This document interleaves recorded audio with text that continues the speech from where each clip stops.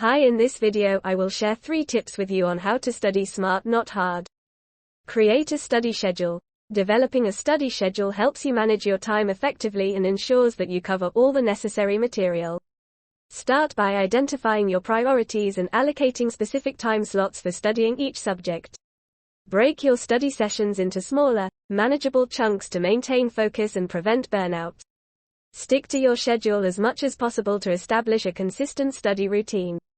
2. Use active learning techniques. Active learning involves engaging with the study material actively rather than passively reading or listening.